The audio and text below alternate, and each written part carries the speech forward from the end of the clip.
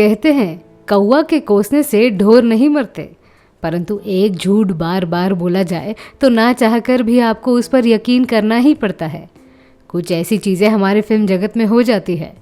Film की कहानी से ज़्यादा सस्पेंस तो फिल्म में काम करने वाले कलाकारों की निजी जीवन में होती है।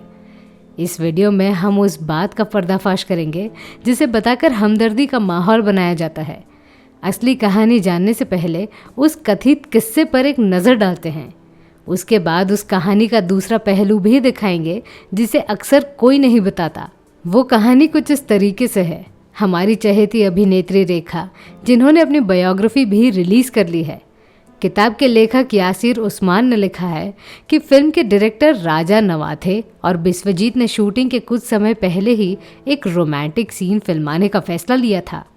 उनके अलावा लेखक ने कुलजीत नामक एक शख्स का भी नाम लिया है।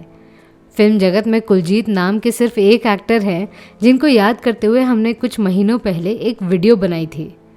रेखा के अनुसार डायरेक्टर ने जैसे ही एक्शन बोला वैसे ही बिस्वजीत अपनी बाहों में पकड़कर रेखा को चूमने लगे और लगातार 5 मिनट तक चूमते रहे। इतना ही नहीं, ये नज़ारा देखते वक्त सेट के क्रू मेंबर चीयर्स भी कर रहे हैं, क्योंकि डायरेक्टर को ओरिजिनल साउंड भी रिकॉर्ड करना था। 5 मिनट के बाद बिस्वजीत ने रेखा को छोड़ा। उस वक्त रेखा की आंखें आंसू से भरी हुई थी।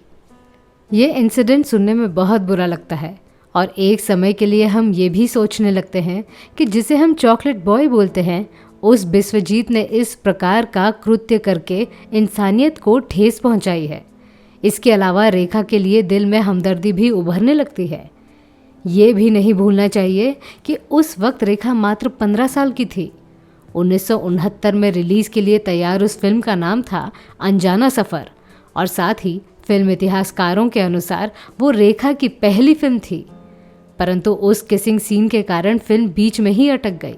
सेंसर बोर्ड ने किसिंग सीन हटाने को कहा, परंतु फिल्म के प्रोड्यूसर्स ने सीन हटाने के बजाय सेंसर बोर्ड के खिलाफ कोर्ट में केस दायर करते हुए उस फिल्म को और भी ज़्यादा कंट्रोवर्शियल बना दिया। कोर्ट ने भी फिल्म मेकर्स के पक्ष में सुनवाई देते हुए कहा, किसिंग सीन 2 लोगों का पर्सनल मामला है। अगर उन्हें कोई आपत्ति नहीं है तो किसी तीसरे को भी नहीं होनी चाहिए। इस वजह से फिल्म 10 साल बाद यानी 1979 में 2 रास्ते इस नाम के साथ रिलीज हुई। अब इस कहानी की असली हकीकत पर गौर करते हैं। कोर्ट ने भी अपने मन के मुताबिक फिल्मकार के पक्ष में निर्णय नहीं लिया होगा। वो सीन रेखा की अनुमति से फिल्माया गया था या नहीं, ये सवाल कोर्ट ने रेखा से ज़रूर पूछा होगा। खैर, अगर मान लीजिए कि वो किसिंग सीन रेखा की मर्जी के बिना फिल्माया गया था, तो उसी साल अमेरिका की प्रसिद्ध फिल्म मैगजीन लाइफ के लिए रेखा और बिस्वजीत ने कैमरा के सामने दोबारा लिप लॉक क्यों किया होगा? यही है उस किस्से का दूसरा चेहरा।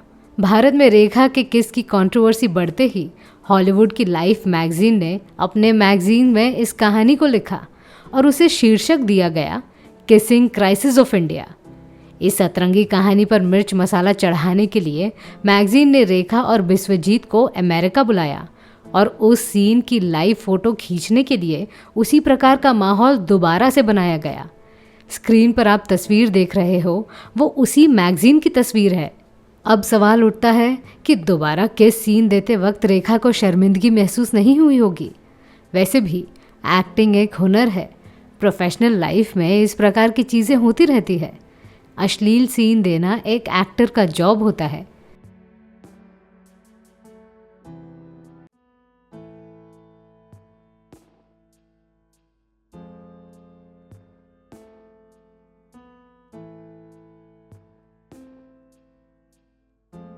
तो मैं थी आपकी अनामिका। मेरी सुनाई हुई कहानी आपको कैसी लगी, ये हमें कमेंट सेक्शन में ज़रूर बताइएगा और हमारे channel biography and real life stories को सब्सक्राइब करना न भूलें।